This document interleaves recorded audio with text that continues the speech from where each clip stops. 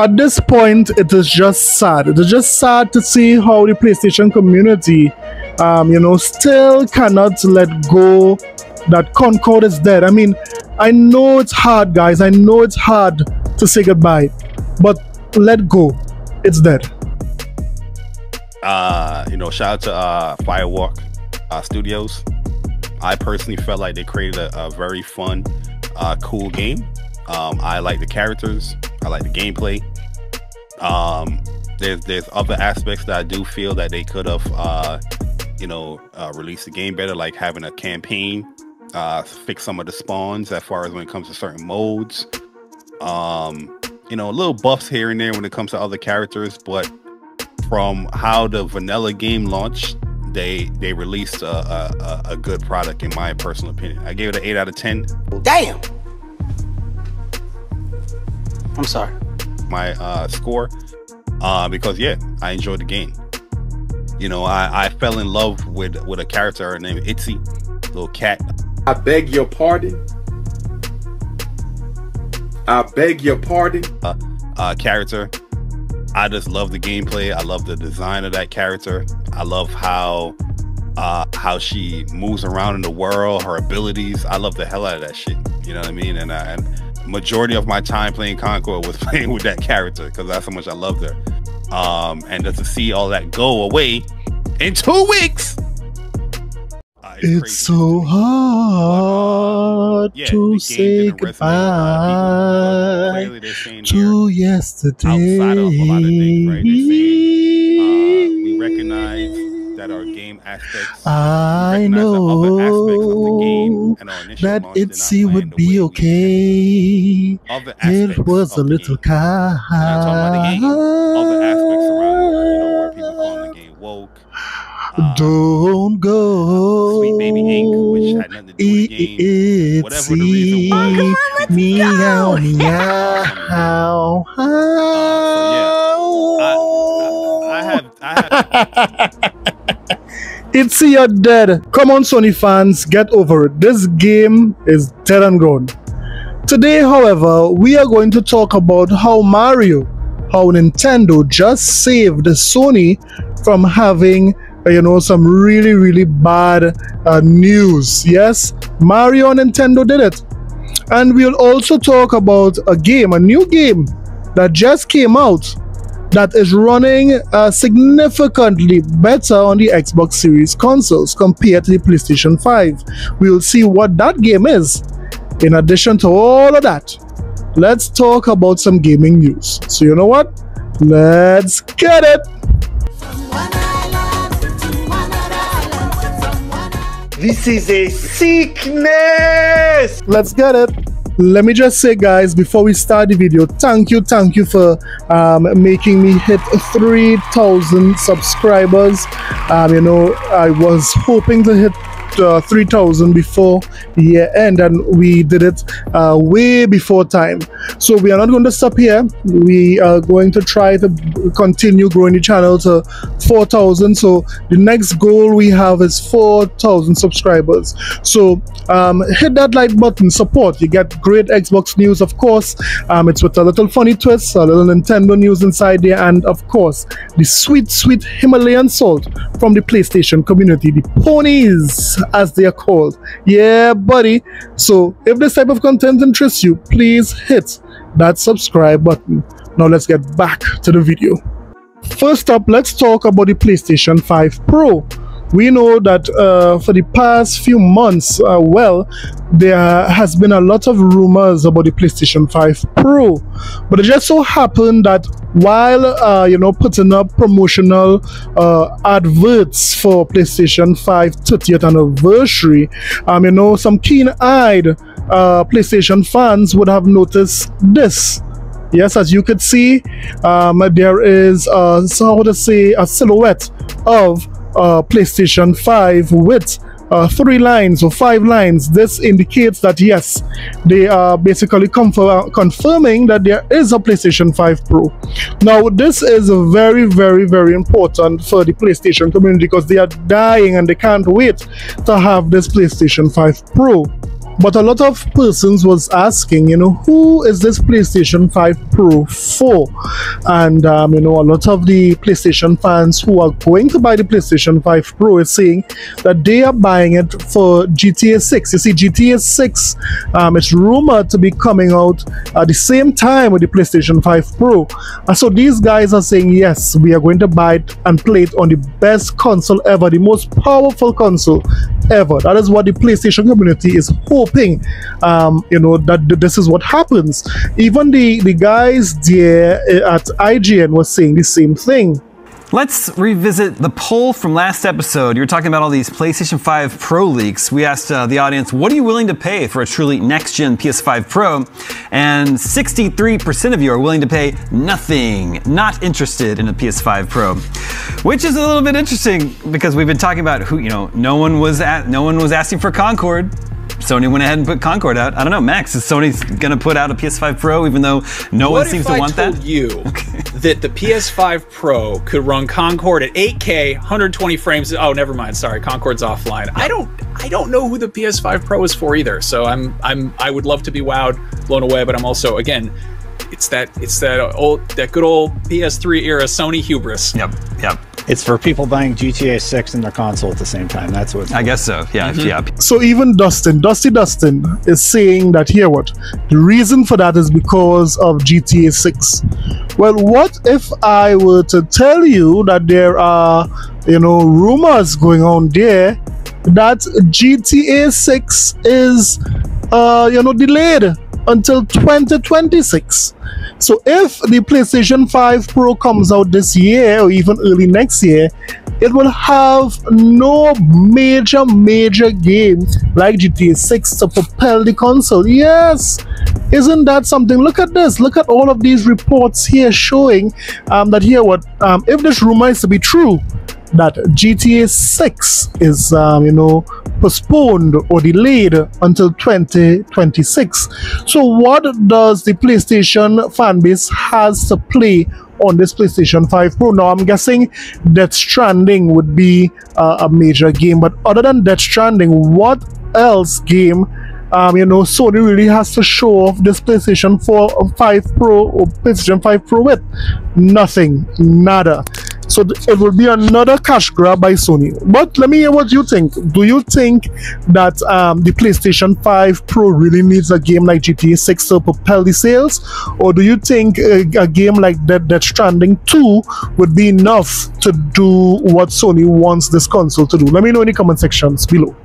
Next, let's talk about Astrobot. You see, the entire gaming media and also PlayStation fans, all of them, they are gushing over Astrobot. Yeah, so right now Astrobot has reviewed 94 on Metacritic and 95 on OpenCritic. So it's really up there. It's doing really well when it comes to reviews. So much so that we have some PlayStation 5 fans who are going as far and saying that Astrobot is better than Mario. Yes, it is going to their heads. The funny thing is, a couple years ago, you know, these same PlayStation 5 fans like J-Dub was saying that, you know, kiddie games have no place in the industry. Kiddie games, who plays kiddie games? But now, all of a sudden, all these PlayStation 5 fans are into kiddie games. But it's not only me noticing that you know, the PlayStation community is all of a sudden switching up from you know, hating Nintendo because they only have kiddie games, to now praising Sony for having kiddie games. It's not only me noticing that, but listen to MBG chat. They too notice the same thing. Listen. We also have Rashdom V2. And he says, weird seeing the hardcore PlayStation fanboys saying Mario and Nintendo games are kids compared to the usuals like The Last of Us, are now praising Astrobot. Well, I mean, again, it depends on who you're listening to. At least for the time that I've been running this channel, Rashdom, I've seen hundreds, thousands of people in my chat, in my comment section, basically expressing how much they love Nintendo. Lie again. Lie. If you say Astrobot's for kids, that's true. But because it's for kids, it means it's for everybody. So now it's okay to play these type of kiddie games, right? I'm sure it's okay now, right? Because PlayStation is doing it. But it's very clear that Astrobot will be successful because they basically took Nintendo formula. I mean, if it is you even look at Astrobot itself, you've seen elements from Donkey Kong, from Star Fox, from Kirby, and of course from Mario. I mean, let's be honest, it's not the first time Sony would have copied from Nintendo or copied from Xbox, but it's very clear that they copied from Nintendo. If you look at the game well, you can see elements of all those games that I just would have named here. And if it is you are doubting me, take a look at this.